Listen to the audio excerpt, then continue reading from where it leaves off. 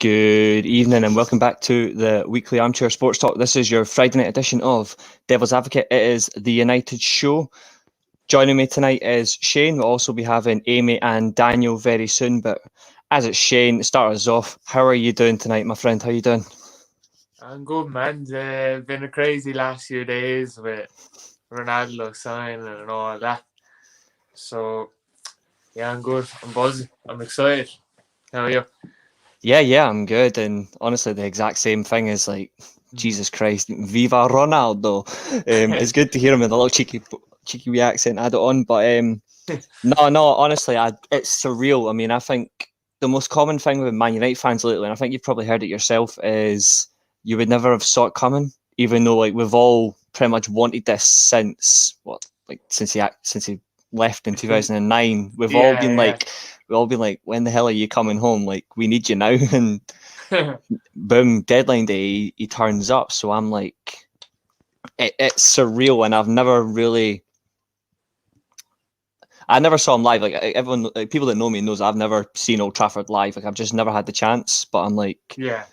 And obviously everyone knows my hero's David Beckham. Some people it's Ronaldo, and I'm like, I never got to see one live, but I'm sure as hell I'm going to make damn sure that I'm going to see Ronaldo live one way or another. It's gonna happen. But I'm just going to ask you a simple question when it comes to Ronaldo. Like, what's your overall thoughts on Ronaldo? Like from his time originally at Man United from 03 when he came in as a young prodigy of the game. He was a little bit rugged. He was once described by many pundits as well as a show pony, which is, to be fair, a bit unfortunate, but it was just because of what he was like at the time. Like the man just loved to rip people to pieces, but then he evolved into such a game breaker. And then you look at him now where he's the ultimate serial winner. He's the ultimate professional.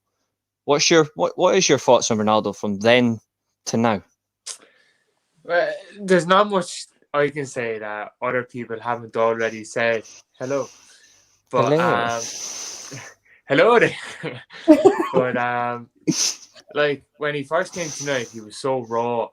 You know, like, everyone could see he was a baller, but his end product was just, it was really wasteful at times, and everyone could see that. And obviously, as he matured, his decision-making got better, and he started to add the numbers to his game. But, like, my favourite version of him was him at the end, just before he left United, because I feel like that was the perfect blend of his aesthetics and his production. Like at United, he's the most aesthetically pleasing footballer I've ever seen. The way he used to dribble and beat players and pass and playmake and score, and he did it looking really good. Like he's 6 foot, lean, you know, like it was just sick. Like, and then when he was able to add the goals and that to his game, it was just the perfect player. And obviously, it was kind of similar like that for the first 2 or 3 years in Madrid, and then as he got older, he kind of lost a bit of that, but you don't really mind that when you're scoring 60 goals a year.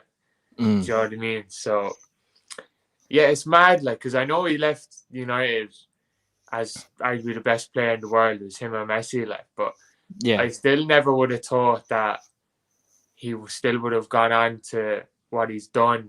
Do you know, like, everyone would agree he's at least second best player ever. Do you know what I mean? At least. So, yeah, it's mad. I never really entertained the idea of him coming back to United either, because I've always, like, man, I was sickened when he left, so I always had that against him, and the way he left. So I was always like, I was kind of putting on a brave face, and I was like, fuck that guy. But really, I was like, why'd you hurt me? Why'd you do it to me? Do you know? Because I've known you for a while. I've known you for a while now, and obviously we're in the same group chat for each other, and we already know like Wayne Rooney is your favorite Man United player. We know that. Like I've known you for so long, and you've always been honest about the Ronaldo leaving situation. You've always stuck to, and you've always been like, there's some parts of it where I was, put it nicely, fucking fuming. Yeah, but you still stick like how good he is as a player. At least you've never changed on that. Yeah. Like hurt people, you know, and he hurt me, so I kind of always held against him. But no, it's class to have him back. I know he's 36 now, but he's still one of the best players in the world. He's still putting up the numbers he's putting up. He's still probably the easily the clutchest player in the world. at the minute. You saw it the other night against Ireland. Like, whenever, it's so mad. Like, I've never seen a footballer as clutch as him. Whenever his team needs to go, he's there. Like, it doesn't matter. He's just there. He's the Michael Jordan of football. You know, whenever you're down, you need someone. He's always there. Sick. That's probably the best way to explain them. Obviously, good evening to my fellow guests. As I mentioned at the start of the show, I'll be joined by Amy and Daniel below. Amy, just pretty much what I was asking the man Shane over there. Just overall thoughts on Ronaldo from when you first saw him at Man United to now. Like, if you could just in your own way explain Ronaldo, like from you as a fan, like what he means to you. Like, how would you define him? Yeah, like, I mean, my whole childhood was basically Ronaldo and Rooney. Like, yeah. It's great. Like, we grew up on this shit. Yeah. So yeah, like, obviously him leaving United was probably one of the most heartbreaking things, you know, especially because the way he left. I mean, it was good to see how he won a Champions League and all before he left, and you know, he was clearly delighted to win the Champions League as well with United at the time, because I think we all know that moment at the end where he's actually on the ground crying. Yeah. So like, I think it was that period between his last season with United and his first 2 seasons with Madrid where he was just unbelievable. Like, there was just, and I think, even though I completely agree with Shane, even though he did hurt us leaving United, you just couldn't fall out of love with him. Like, he's just such a good player. Like I always the Ronaldo and Messi argument, I always say Ronaldo is better. Like, just, you know, he played for United and everything, but I always said before he retired I wanted to go see him live, because my first game was actually the season after he'd left, so I never got to see him live.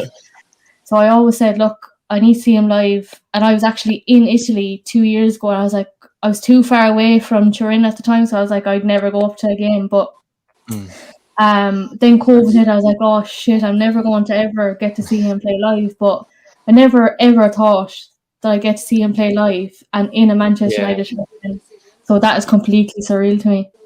I think that's just the best way to explain it. And to be fair, you may not have got to see Ronaldo live, but at least you got to see the absolute wrecking machine that is number 10, bald Wayne Rooney. So hats off to you. Before I come to you, Daniel, good evening to you as well. Before I come to you, I'm just going to dip into the comments. So let's go with Munsey, big up the panel. Yep, these are a cracking folk. Ronaldo, yep, that's the best way to sum him up. And I've seen him live. I'm a jealous bastard. I saw him twice. It was my first 2 United games. I think it was like Dynamo Bucharest and in Champions League, and I saw him against West Brom, but I didn't go to United game for years then after that, until after he was leaving, I think. Yeah, it's just such a long wait and a long expectancy. Like, you just don't know what's going to happen, but it's just great to see. Good evening to you, Danielle, and let's see, saw him live at United Madrid, and when we played Juve in the UCL. Yep. Have to admit, it felt good watching Ronaldo losing that night, to be honest, because obviously United winning is more important. Good evening to you, Paul, and can't wait till 11th of September. I wish I had tickets. Daniel. Hi, mate. How are you? I'm all right. How are you? Yeah, not so bad. Not so bad at all. Not so bad. I'm going to show my age here, because age is but a number. So. I've seen him a few times. I was lucky enough in that 2007, 2008 season. Don't want to remember that night. I injured myself playing footy myself, and I got to obviously see us play. And I don't think I missed a home game that season. And obviously, I got to see him play. I got to see Ronaldo and Messi play in the Champions League semi-final, and together, which not many. Shit. Have you not Behave you, right? Have you not got your PJs on? No. Right, anything to do with Dan James, I don't have, right? Honest to God, when he was sold, fair enough, see you later, off to Leeds, like, fair play to you, but I never once rated him. No. Never once, and I stuck by it. United genuinely only sold him so Ronaldo could get number 7, and that, I think that's so funny and so, like, correct thing to do as well. Yeah, it is the absolute perfect way to sum up. But Daniel, in terms of how would you sum him up? So my favourite game ever, one of my favourite games ever at Old Trafford was the 5-2 against Spurs 2008 when I think, is it Modric and Bent scored in the first half, and Howard Webb gave us a very, very favourable penalty. And, more penalty, man. That was the best decision Howard Webb made that whole season. Michael Carrick got tackled by, I think it was Aurelio Gomez, and it was never a penalty in a month of Sunday. Nah, Howard Webb was the goat, though. And Ronaldo, I think Rooney equalised, and I think virtually off the kickoff it went down the left-hand side, and Ronaldo scored a header at the back stick, and he ripped his shirt off and ran into the corner. And I was sat with my uncle when I saw Amy after the game against Leeds, and he said to me, he said, I've never felt atmosphere like that at Old Trafford. Like since then, really, it's been absolutely. It was crazy against Leeds, and when obviously walks out against Newcastle, it'll be absolutely mental. I actually spoke to Keane. I was sat in the pub last Friday, and I rang him, and we were both speechless on the phone. We couldn't speak to it. We didn't know what to say to each other because it was just incredible. Really, it's absolutely incredible to see him back. It's actually so sick. I didn't realize how happy I was going to be until it happened. I wasn't even into it because I was cutting the back off him, and it looked like he was going to sit. And I was arguing with everyone. Like everyone was. People were like, "Oh, I'm bullying. He's going to sit." And I was like, "Why are you even bullying? Fuck him, how he left or whatever." And then people were saying they didn't care, and I was like, "How can't you care?" I was fighting with everyone, but oh man, like I'm so fucking happy. Yes, there is one good thing. There is one good thing about the Ronaldo deal. Little fun fact: Ronaldo at Man United in his 6 years only scored one hat trick. Yeah, I was there, and that was against Newcastle. Yeah, so if you are a Newcastle fan watching this, there's a delightful memory. No one cares about Carlos Tevez, don't worry.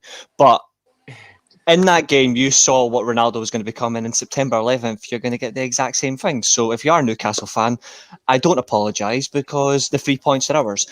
But moving on, I wanted to ask you in terms of the season. It's only 3 games in. And we've got 7 points out of 9 so far. Bit of a hit or miss performance against Wolves, but we still got the important result. We demolished Leeds at the start of the season, and we had the draw against Southampton. You look at where the season's going to go from now. What sort of impact do you think Ronaldo could have on this team, both on the field and off the field? And I'll start with you, Shane. Well, I know like he wasn't a priority, but he's an upgrade on what we have up front. Like.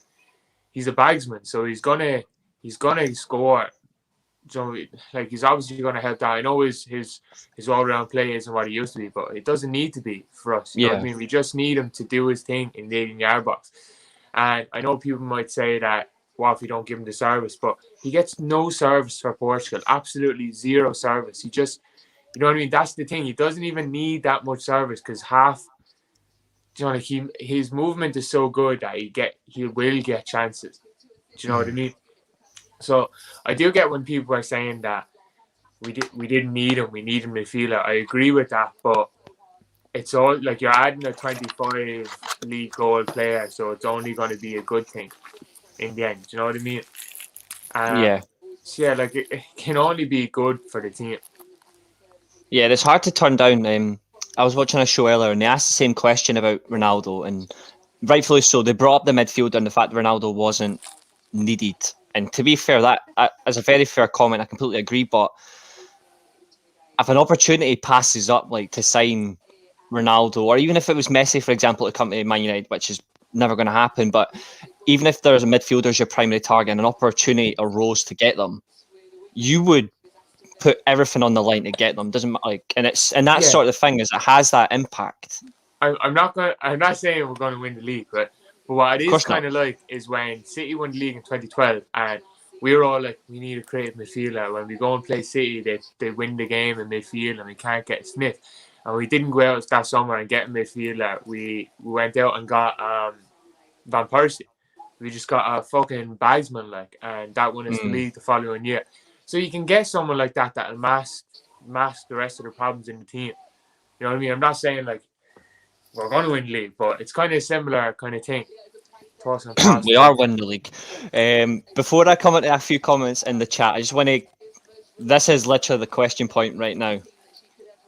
What is your thoughts on a possible Pogba-Ronaldo partnership? Go on, Shane. Give it us all. Give it. Like, man, Pogba's just going to be landing the thing on his fucking head all day. It's going to be sick. They'll link up really well, like, because Ronaldo's movements, in behind. It's just moving full stop is brilliant. And Pogba, you see that run Bruno's been making the last couple of games when he's been basically playing the second striker and it's coming into Pogba first time. Yeah. He's hitting it in the channel between the centre half and fullback. Yeah. He's just going to be spamming that to Ronaldo all game. Like, it's going to be sick. It's going to be such a good thing to see as well, because we already see what he's done with like Marcus Rashford, for example, like the Spurs game, for example, when we won 1-0, like just that inch perfect like over the top ball, and it was literally just see you later, bitches. Amy, I'm going to come on to you. Same sort of question, like the impact that Ronaldo could have. What's your thoughts on that? What sort of impact do you think Ronaldo could have on this team, like both on the field and off the field? I think in terms of off the field, I think he's a leader, and there's absolutely no doubt about that. But not only that, with the introduction of him, we actually have a few leaders amongst the squad now, which is great to see. In terms of first game of the season, or not first game of the season, but first game back after international break, Newcastle at Old Trafford, like we seen the impact that Varane had on the crowd on the first day of the season. Like Ronaldo walking out onto the pitch against Newcastle, like that is going to be absolutely crazy, and I think that only spurs on the players more as well, which is great. But yeah, no, I'm really excited to see what impact he has, because I think Luke Shaw's going to have an absolute field day. Yeah, I might overdose on that Shaw to Ronaldo back post this season. Yeah, I think that's going to be like it's going to be crazy. But not only that, like we have so many game changers and match winners amongst the squad now as well. Like you have Sancho and Rashford, and he's back from injury, and they're going to be pinging balls in on top of Ronaldo. Bruno's going to be pinging balls. Pogba's going to be pinging balls. Like it's just going to be crazy. Like scary hours. It is scary, and I look at the combinations we've got, because at the moment with Marcus Rashford out injured, we've been using like Pogba, like bar the Wolves game, we used him as a left winger. We've used Mason Greenwood in the central position. We've got Cavani there as well. There's so many ways that we could set up, and it doesn't matter who you are, like whether you're a Paul Pogba or Luke Shaw or even Bruno Fernandes. When he gets that, when he does get the passes in, you're just going to love it as a forward player when you've got those types of players just feeding you ball after ball after ball. That I actually don't care if we don't score a lot of penalties, because even from open play or from other areas, we're going to be equally as dangerous. And I think if I was a opposition fan, pens, though. I wouldn't mind those pens. I wouldn't mind those pens. I need them rival fans here, though. Rival, here's a bucket, collect. But it is good to see that we've got more dimensions to score than just having to go, oh, it's the stupid Penchester United, like, or second half FC. No, we're going to score in, like, doesn't matter what half it is, we're going to score from different ways, because we're a far better attacking team now, because we've got such good attacking options, and it's great to see. I said it before, and I say it again. I still think Eric Ramsey is our sign of the summer. I still stand by it, like our new set piece coach, because of what he's actually so far brought defensively and attack wise in set piece positions. Our body language, our positioning, our shape is so much better. And I look at Maguire's miss, for example, like the missed header where he was at that far back post he was at the far position towards the edge of the box. He's in such a free position. Ronaldo's just going to run in on that. He's just going to run in and batter it. And I'm like, I would be genuinely afraid. And it's rival fans. I'm taking collections. Like, I've got a big bucket. I don't mind sending it wherever you are. Daniel, I just want to talk about Trevor's comment there for a minute. Which one? I was so disappointed the other night, but because it was Ronaldo, I just couldn't be. I was so disappointed, but really happy at the same time. And if it was Messi or anyone else, I would have been fuming. I thought you should have won last night. I'll be honest with you. I thought you were by far the better team. Like Portugal were shit last night. Like, to say it nicely, Portugal were shit. You should have won. I was like, it's so sad that there's going to be Irish United fans that won't even care that Ireland lost because Ronaldo scored. And I saw that. I was like, you got me. I honestly, I love the United fan base, but if there's one part of the United fan base I love to pieces, it's the Irish United fans, because I was reading through Twitter. I was reading through Twitter last night, and exactly what you said. It's literally just Ireland lost. ... But Ronaldo scored. And I'm like, you fucking brilliant. I'm going to come to you, Daniel. The impact on this team for Ronaldo. 36 years old means nothing to him. It literally means nothing. You look at the players he's got around him. What sort of impact do you think he's going to have on that team? He's a freak, isn't he? He's an absolute freak. We were talking about it today. Just think the impact on, like, you can go as far as, like, you look at, like, Charlie McNeil and players like that, you know what I mean? He's going to, you can look at, obviously, Mason and Marcus and how he's going to affect, how them two are going to walk into training when he walks in. And it'll bring their levels up. I just think it'll create, on the pitch itself, it'll create a lot more space for Bruno, for the wide players, like you're saying about Shaw, you know what I mean? If you're, like I say, we play with only one up front, so if you're the two centre-halves, you're playing against us, you're going to be more concentrated on him. You've got Marcus out on one side, say Jadon on the other, for example. Bruno will get a lot more space because he'll be the sort of main attention, and he should be, you know what I mean? He should be because of how dangerous he is in the box. Luke Shaw should be absolutely rubbing his hands because the amount of assists he'll get from there. And it's the same with Maguire because he'll come forward and he'll get so much space to be able to basically to cut the lines, you know what I mean? I just think against teams when they sit and put with 10 men behind the ball, I think we'll be a lot better now because we've got top quality players everywhere now, really out that front three, and obviously Bruno and wherever Pogba plays. Just need to break the lines a bit quicker, move the ball a bit quicker. I was saying to you last week, Reece, I thought the other week, I said 9 points out of 9 was really what we needed. 7 out of 9. Looking at the Wolves game, we probably should have got beat, really, let's be honest, you know what I mean? I think Wolves we got our jail there, to be honest, but you know what I mean? But then Southampton, we probably should have won the game. But I just think he will, because he's going to come in, obviously, he's like I say, he's a freak. With his fitness levels, hopefully he'll push players on to think, shit, I should be working a bit harder than what I am. You know what I mean? Look at this guy here, 36 years old. Look what he's doing. Look, this is where I should be. You know, like players like Marcus and Mason, it hopefully should push them on and show them the level that they can, the bar that can be achieved. Especially with Greenwood, I think he can get to somewhere near that level because hopefully he'll be able to help him push on. And like I say, with the academy players, whether you're playing in the under-13s or you're playing in the under-15s or 17s or whatever, but you've got Cristiano Ronaldo stood there training on 4 pitches across from you.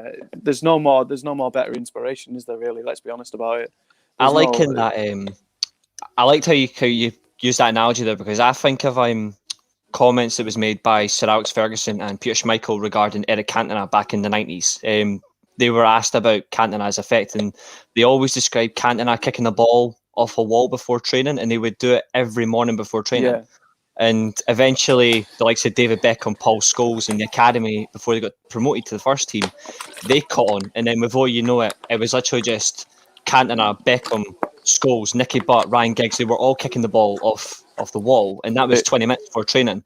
So I completely agree in terms of Ronaldo's impact. He'll lead by example. And that's the thing, you know. I mean, Neville used to get called busy, didn't he? Because he was always doing running, etc. after the game. Because he obviously wasn't as technically gifted as Beckham or Cantona or whatever. But it was work rate and things like that. He'd do more running, etc. So hopefully it'll push the players. It'll push everybody up a bar. That's hopefully that's what will happen. It'll push them on because I think some of them do need it really, but even the fringes will benefit. Yeah, well, that's it. You know what I mean? It might put another lease into Jesse Lingard. You know what I mean? You never know. Like I say, Shaw should have a field day. Wan-Bissaka getting forward a bit more because he literally all he has to do is hoy the ball into the box and Ronaldo will get on the end of it. You know what I mean? It's just. I was blown away. I was sat in the pub last Friday. I actually couldn't believe what had happened. But they need to produce now, don't they? Really, they need to produce. There's a lot more pressure on them now. But hopefully that they can live up to the expectations of what they need to achieve this season. Really, I'll be honest. But absolutely. Ronaldo comes, like I say, he's a fitness freak as well, isn't he? He's stretching. He does absolutely everything for training, before and after training. He leads by example. So hopefully, again, he'll set example for the younger players. I agree. The players coming through. I reiterate again, the younger players coming through from the academy. If you're wherever you're playing, under 8s or under 9s or whatever, and you've got one of the best players ever to play the game, you know what I mean, to look up to and say, look, that's where I can get to. You know what I mean? It can boost anybody on, can it? It's all about reaching. It's all about reaching that platform. So it is always a significant question. Not saying everybody can get there, but it gives you that extra boost and that extra bit of inspiration, motivation to be able to. You know what I mean? You know what I mean? If he can do it, you know what I mean, with a bit more effort and a bit more, I can improve my levels. If he can improve your levels, you know what I mean? It's definitely massive.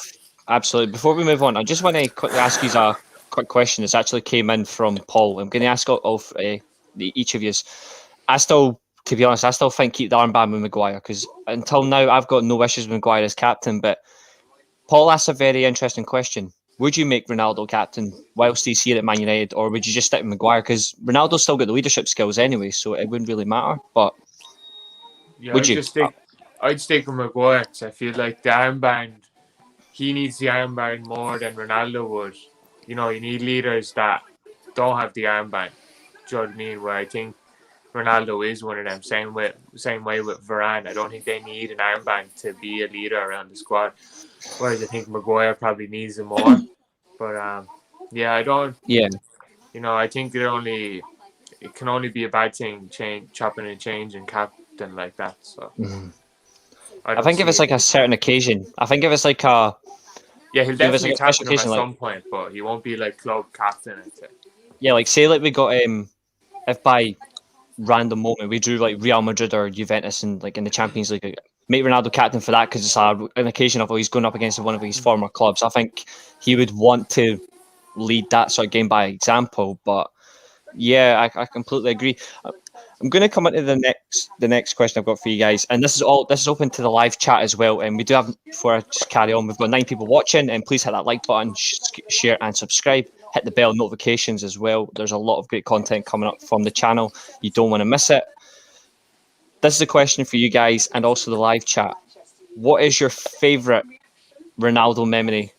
It can be from during his Man United. It could be during his Man United tenure or after as well. Obviously, you Irish fans, you're probably not going to say last night. But if you had to put a stamp on it, what is your favourite Ronaldo memory? Fucking tough one. What a question. What a fucking question. Yeah. There's so many. That's the best part. I'm probably going to say the head of the Champions League final for United, because that was the first Champions League final I watched United in, because I was too young in '99. And I remember leading up to that game, I know he was after having that unbelievable season or whatever, and he was really after pulling away from everyone else in football. But I remember leading up to the game, they were criticised, saying but is he doing it against a big team and this and that? And then he went and scored in the Champions League final. And I feel like ever since then, he's just been, he's just the best big game player in the world ever since then, comfortably. And I feel like it kind of started there. So I'd probably say that. But I don't know, it's hard to pick. There's a lot to choose from. If I had to put a stamp on it before I come to you, Amy, if I had to put my favourite memory, it was actually long before that Champions League final. But to be fair, that was his first ever goal against Chelsea as well, and doing it in a Champions League final is the best. My favourite Ronaldo memory is the game against Arsenal at Highbury. Obviously, nothing better than that black shirt, that black. The John O'Shea game. Yeah, the John O'Shea game, exactly. Even though Ronaldo scored twice, it's definitely the John O'Shea game. John O'Shea game. Yeah, it's just that memory of when Ronaldo scored, and it's just him silencing the Arsenal fans, because obviously up in the net, and he's exactly, they were all jeering him and all that. I mean, yeah, Thierry Henry's great. We all know that Thierry Henry's great, but Ronaldo outclassed him on the day. So that's probably my favourite Ronaldo memory, other than maybe Paul's one when he says Ronaldo scoring from 40 yards against Porto. What an absolute banger of a goal, and deservedly deserved the Puskás Award, the very first ever Puskás Award. Amy, What's your favourite Ronaldo memory? And I know it is a bit of a difficult one. There's actually so many, but the one that stands out the most is the Champions League final. And I think as well, after he missed the penalty, he was so upset. And then obviously after the game with him crying on the ground, you knew how much it meant to him. Like, Do you know the best? Sorry. No, go on. The best moment is his Instagram post the other day, to be honest, when he went to PM Sir Alex this Guys, it was like 10 o'clock in work on Friday morning, and there was just tears running down my face. Like, I couldn't believe it. This But is also, that was amazing. I agree with the one that Paul said as well. That goal against Porto was unbelievable. Unbelievable. Just the sheer power in his legs as well. Like you wouldn't expect. Like I know, like he loves scoring good goals, but you wouldn't have expected him from that area to just go right. It was crazy because it looked like when he shifted it out of his feet, it looks like he shifted it too much. It looks like he's almost stretching for it when he shoots that. And it was sick because we were in the middle of a really bad wobble around then as well. I know we had lost or drew the first leg. I think we were after dropping some points in the league. I think Liverpool were after beating us 4-1 around then as well. So we were in a bit of a wobble. And good goal. Just that goal like revitalised our season, and that was the best part as well, because obviously we had to deal with so much that season as well, and it felt great. Obviously, like his Club World game Cup against was a Villa, nightmare. His game against Villa that season as well. Joe the back McKay game. Yeah, the back heel. When he scored the 2 in the 3-2, Joe the indirect free kick, and then the one with his left leg. Oh, that game was so sick. It was such a good game to watch. I can't think of a game long before that where he wasn't. He came alive in the Champions League, didn't he? He came alive. Sorry to interrupt you, Reece.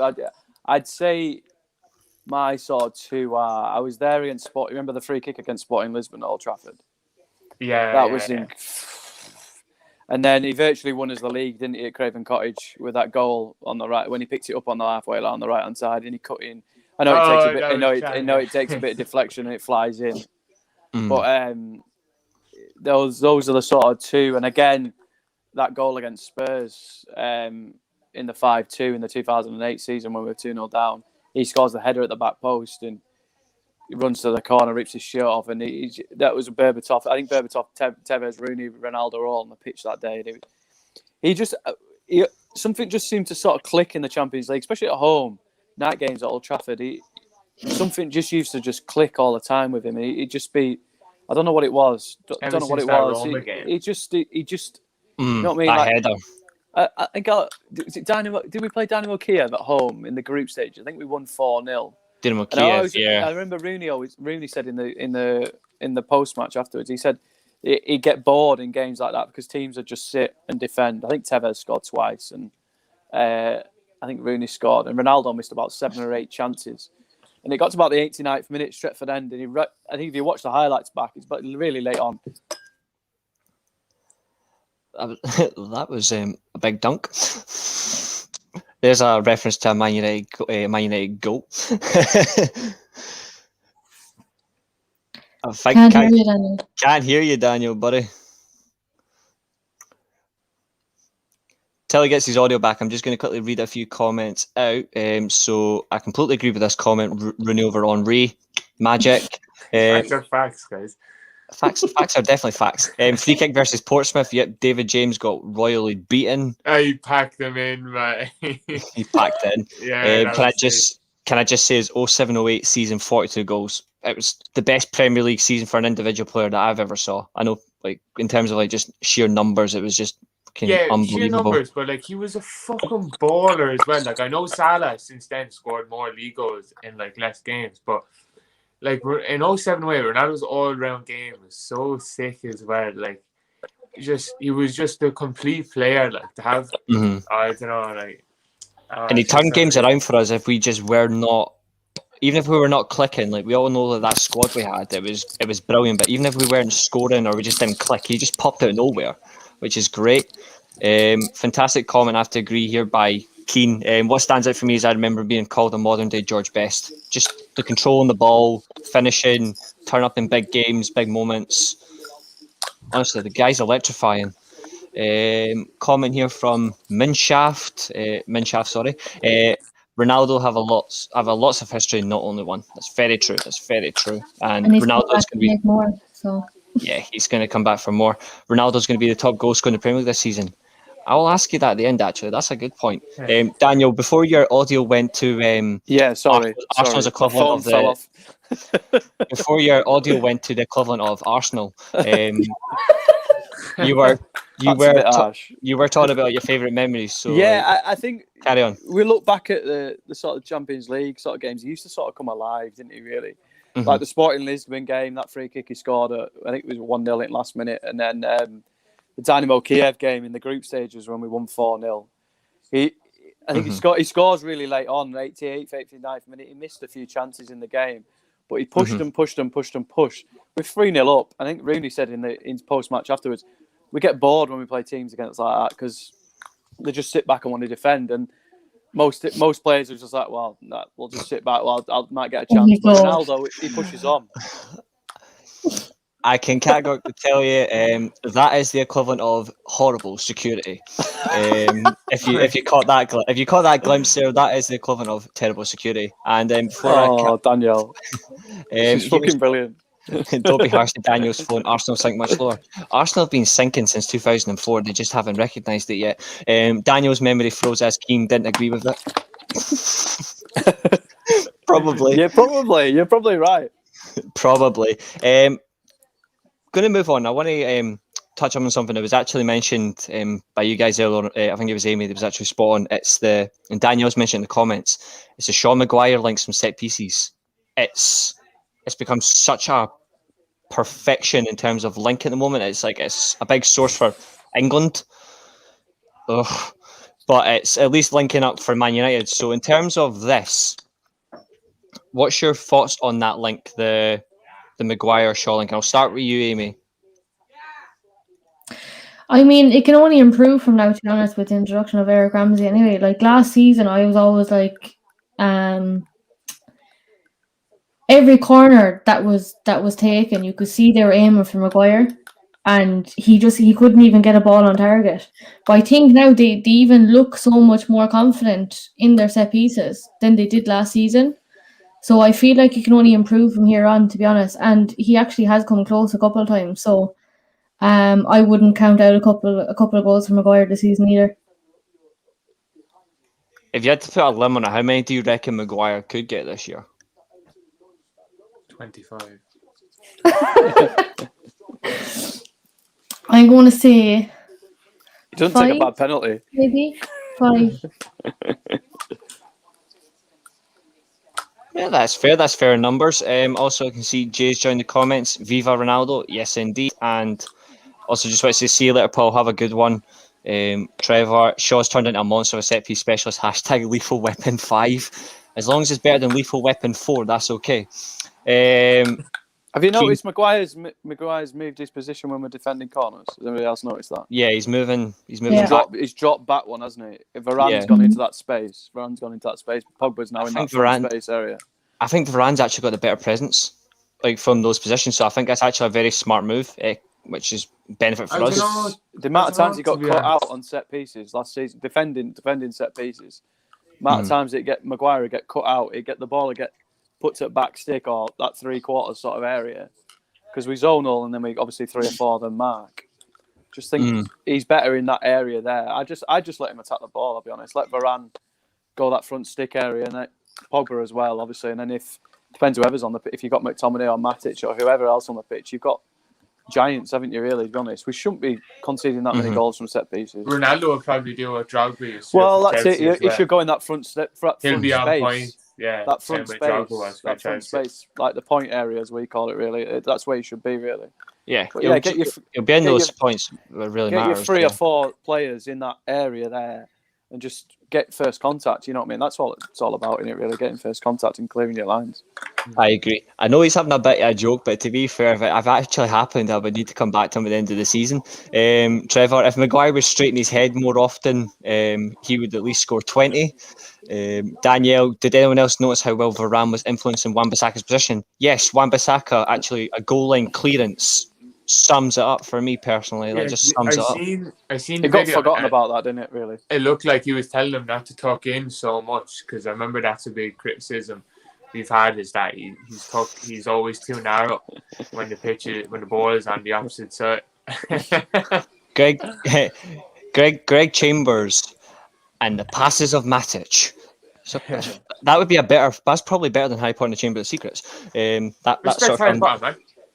Of course I do. Of course I do. Respect Harry Potter. Good franchise. Yeah, Harry Potter's good. Chamber of Secrets is my my favourite film. Funniest film as well. But it is my favourite of the whole franchise. But in terms of, I'll come to you on that one, because I've just asked Amy about the Maguire-Shaw link. Shane, overall, what is your thoughts on that link for yourself in terms of like Man United long term, especially because they're both still in their 20s as well, so they can give us quite a number of years of that combination together, unless they were eventually moved on, which could still happen. But for yourself, what's your thoughts on that link? Yeah, it's a good threat to have going forward. I think they do benefit from each other really well, because I think you could see it last year when Maguire got injured. Shaw's form kind of went to shit for the last few weeks of the season, but it picked right back up in the Euros when Maguire came back into the team. Well, even before he came back into the team, to be fair. But yeah, so I think they just work well together, to be honest. And yeah, Shaw, it's so weird how he's become like this dead ball specialist. Like, he's gotten this insane delivery out of nowhere, because for up until like last season he couldn't cross for shit, and now he's just, he's dead eye with it, like. So yeah, it's good. Like, it's good. It's nice, another threat to have, because another guy in the box who's going to be able to tackle the ball. Because United have a good few players like that now. Varane, Maguire, Ronaldo. Pogba can get his head on stuff as well. Cavani's unbelievable in the air. Or low from there as well, as his diving header suggests as well. He just loves to get into those sort of positions. But I completely agree with you. And also, before I ask Daniel's opinion, Daniel, no slander. slander something else, like Titanic, because that's a shit film. It's a fair comment. Bruno is underrated in there. Torstein Solheim, good evening to you. Hope you're good. Daniel, what's your overall thoughts on the Shaw Maguire link? What's your overall thoughts on it? I think didn't Harry say he said it, I think it was before the Euros, if I play well, Luke plays well, because I think they link together so well down that side. With Varane coming there as well, they've got so many players that are good on the comfortable on the ball. Greg is Scottish. That's funny, man. He's like the most Scottish man in the world. Greg lives, I think about half an hour, 40 minutes, give or take, with me. He lives near one of my relatives, so that's just how I know how close, roughly how close he is. And yeah, I get bored during Harry Potter. I've got no chance in for Titanic. Put it this way, I would rather watch something mediocre like Love Island than Titanic. Don't diss Love Island. Mediocre? Yes, mediocre. Yeah, man, like, it's trash TV, but like, trash So it's TV like, is good, you know. Depends on the trash. Like, Britain's Got Talent is trash, and I wouldn't watch that. Yeah, I wouldn't watch that either. Give or take, but that's just the nature of it. Like, some of us have our own likes, some of us have our dislikes, I suppose. But it's all madness. But here's a question on the back of the Shaw Maguire link. What other, based on the team, like our first team, or even from like our fringe players, who would you say also has a very good link together? If you could put two players together, like if you could just say, like, just look at them on the pitch, like it's just like it's instant. Like if you could just think of two, who would you probably say? Pogba, I would probably Bruno, and Pogba, yeah. Rashford. Shaw, Rashford. Yeah. I'd go Pogba and Mason. What about McTominay and Fred? No. Wait, what? Who did he say? I said a very handsome man and a Scotsman. So, Fred and the opposition is a good link. oh, I think. behave. Yeah. Fred missed time tackles. Sadly, he does overthink a lot. But hold on, what's this? I had to sit with Chloe. God, no way. I had 4 years of that trash. No way. Who's Chloe Burrows? Big No up. way. I'm not saying the name, but big up to you. I'm not doing it. Daniel, did you get an autograph? I don't think she needed it if she was stuck in school with her. And Minsha, this season, Red Devil season. Yeah, quadruple, mate. But no, there's some very interesting combinations there. I think the one that stood out, like, probably is like Bruno Pogba. Like, that's just that just seems to click as soon as they both got together. Like, they just worked really well. Like, from Project Restart onwards, I just generally think like Pogba is definitely our biggest asset and our overall best midfielder. Like, there's just no, in my opinion, that's what he is. But Bruno Fernandes is our most effective midfielder in terms of what he gets from like goals and assist output. It's great to have those sort of players in your team, but now you've added Ronaldo to the mix. You've added Varane. We've still got, funnily enough, thanks to this, we've still got this man to come back very soon. We've still got Marcus Rashford. Trash Island. I like that. We've got Mason Greenwood in the squad as well. Cavani. I just look at what Bruno and Pogba do in terms of connection, their output together. All those players are going to benefit massively, and I'm like, based on how many assists Pogba's got so far, he's already got 5 assists in 3 games. Do you think this is the season that Pogba breaks the assist record, or do you think he's going to come close? It depends how long Ollie sticks at wing back, or if he puts him back into double pivot. Wing back. He pretty much was doing wing back and winger at the same time, so fair enough. But a good point. This if he keeps him out on the left wing, say he rotates between Pogba and Rashford in games. Like sometimes he plays Pogba in the pivot and then Rashford in the left wing, or sometimes he just plays Rashford from the bench. Do you think Pogba breaks it if he's on the left wing? I think he could if he was starting every game off the left, like coming inside in that kind of half space. But I don't think he will play enough games there to break it. I think he's going to play a lot of games in midfield beside Fred or McTominay or whoever, because he's going to want to get Rashford, Bruno, Sancho, Ronaldo, all them on the pitch as well. So he does have a big thing to answer as well, because we all remember the situation with Lampard last year with Chelsea, but the money that was spent on him. And he had all those attacking players like Ziyech, Havertz. He had Mason Mount to fit in with Timo Werner, and he had Tammy Abraham and all that. Like, he had such a problem where eventually he folded so badly that he lost his job. And I look at Solskjaer, where he's got all these players to fit into his team, and I don't think he's going to.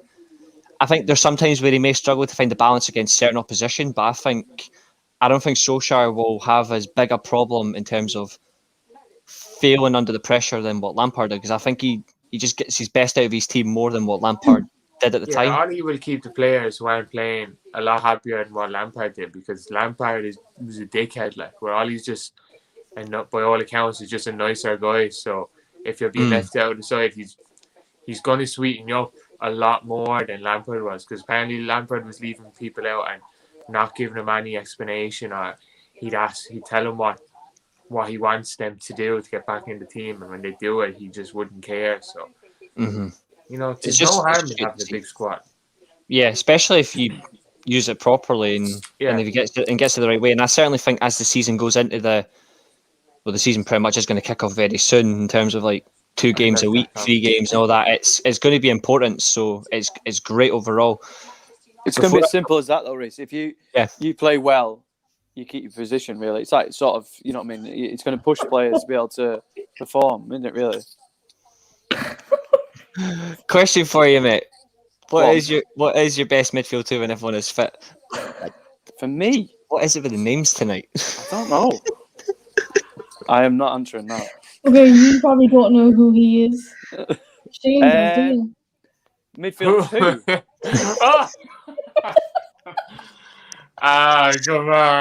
Come on. I'm not saying the names because I'm not gonna get caught out. You've done well not to say any names, Reece. There. That's because I'm a genius. I'm just not gonna let it slide. Simple as that. Our best midfield 2 when fit, though. We'll see when that eventually happens. Before I come at the next one for you, which is going to really kick up a little spark. Just come to Trevor's comment. Ronaldo, Bruno, Pogba triangle will be off the chain. Won't be the Bermuda triangle, be the Stretford triangle where teams go missing. Yeah, I know the Liverpool, Man City, Chelsea, Arsenal, any other team that claims they're bigger than Man United, they're going to go missing because no one We'll is. try a diamond at some point, I reckon, this season.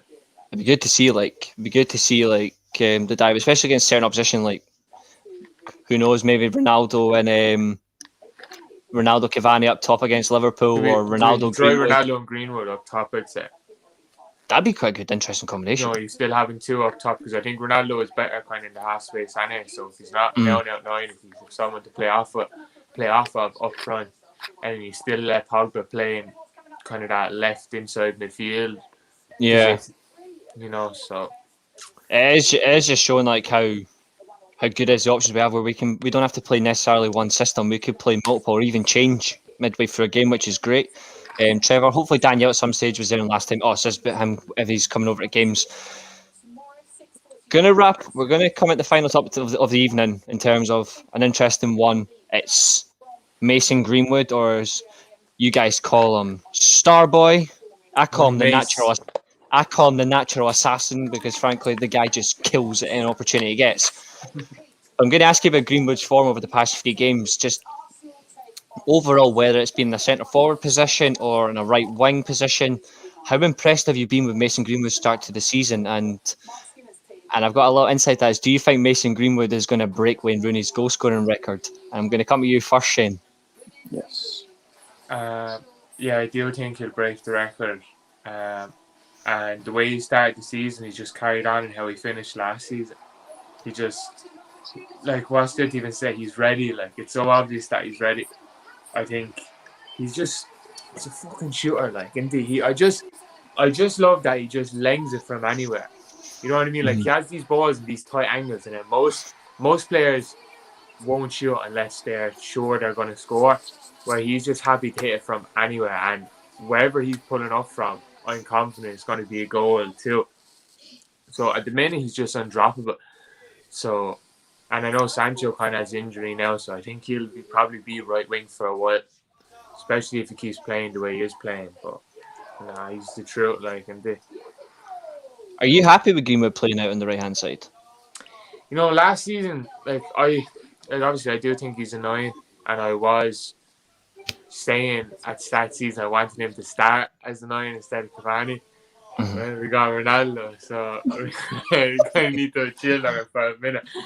But it's okay, yeah, because obviously in his first season he was playing wide right, and he was really good. He started off last season poorly at wide right, but then he stayed there and he came good the second half of the season. So it's not like he can play out in the wing. It's more so how the team plays to get the best out of him. Because you could see it start the last season, he just wasn't getting the ball in threatening areas. He was getting the ball up near the halfway line, 50, 60 yards away from goal. He had too much to do.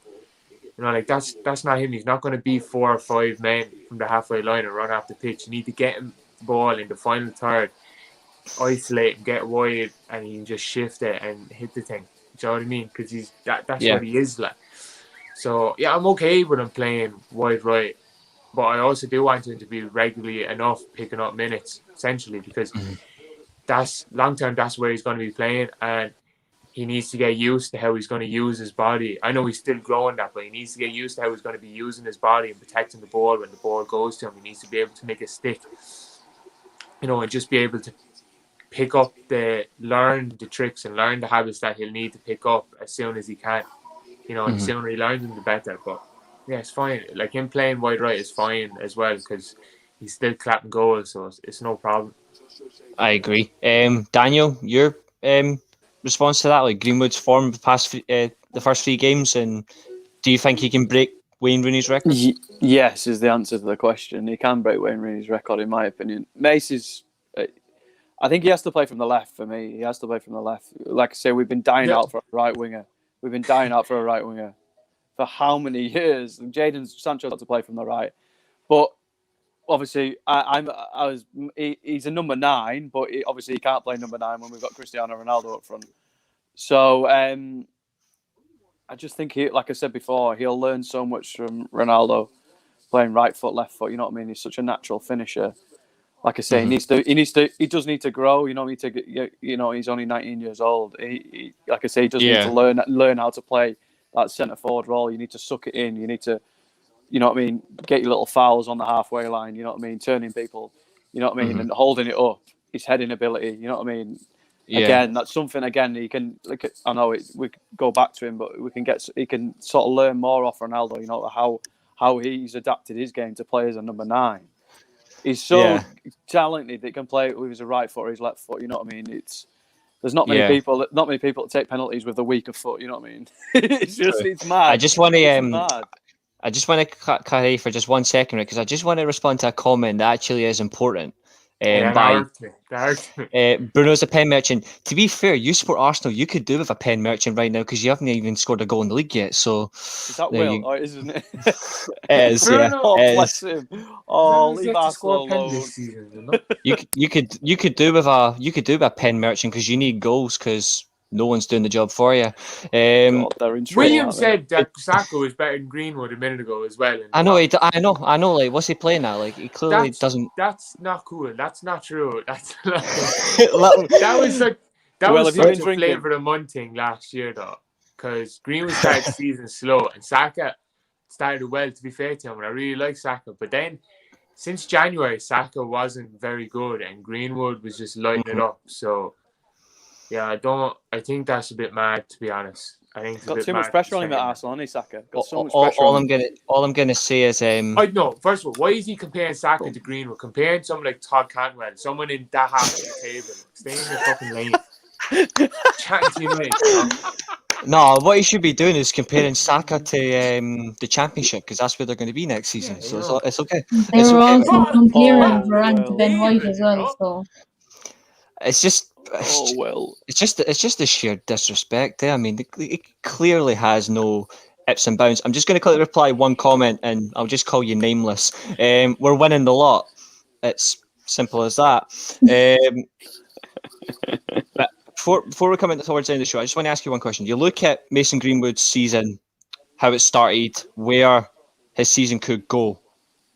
Do you think he should be in England squad right now? The England squad right now? Or do you think it's better that he isn't in the squad at the moment because it lets him develop a little bit more at club level and then go? Like, I'll start with you, Daniel.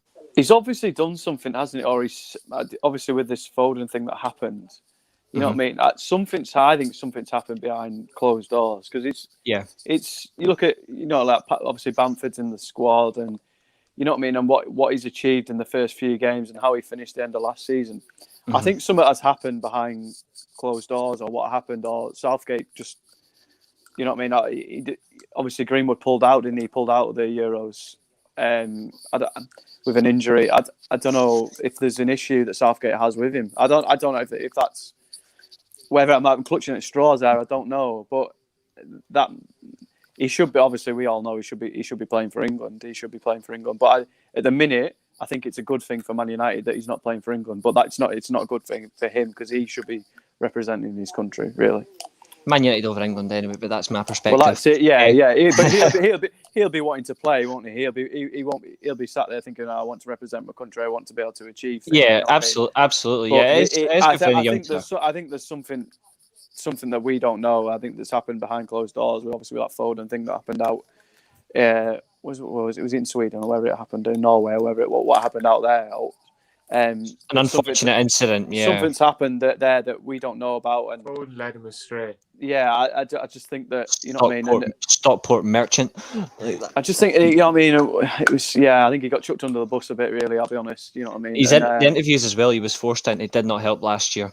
Iceland. Cheers, Daniel. Iceland. Was it Iceland? There we are. That's it. That was near. I was near. He gets flung under the bus as well in interviews, which really. Does he? Jesus. Like the interview about Maguire and like Greece and all that, like last year, that pissed me off. Like that proper pissed me off when he flung him in, like asking about Maguire and Greece. That's nothing to do with Mason Greenwood. That's not for me. Just let him play football. Just let him play. That's what they're there to do. Just let him play football. We will take Greenwood with Ireland, not a ball. You can break many rules. No, he can come to Scotland. He can come and play for Scotland. McTominay will feed him through. Better that than some guy who plays for Sheffield United. It's obviously Shane, what back to you?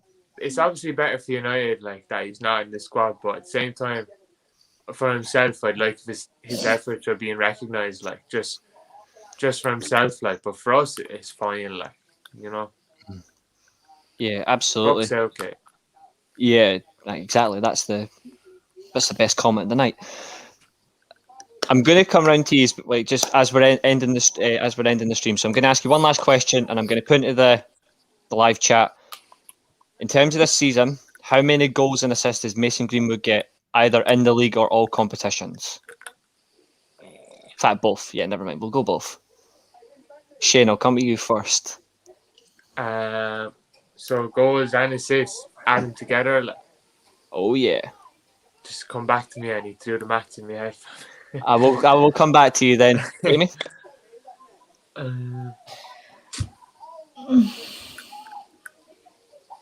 I like these numbers. This is a very hard question because with Ronaldo coming in, he's not going to be playing every game.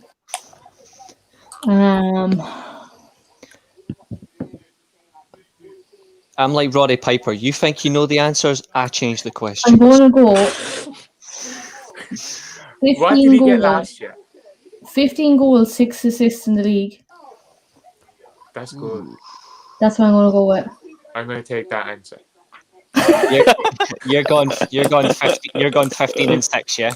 In all competitions, I'd say 25 and 10. I agree That's with what I that. was thinking. In all competitions. Ooh, saucy numbers.